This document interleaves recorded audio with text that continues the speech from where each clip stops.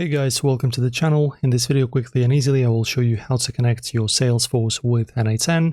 So guys, of course, before you continue, firstly, just create your Salesforce account. So for that, you can just type in, press on try for free, insert your name, last name, job title, etc. Press next, finish up creating your account. After that, go into your workflow on n8n, press on this plus, then type in Salesforce.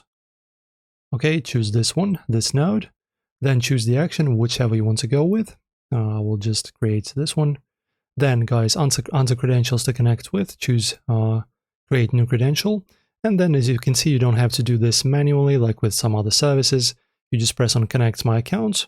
This pop-up will appear. This will basically let you use your accounts that you've just created on Salesforce, and then you can just connect it.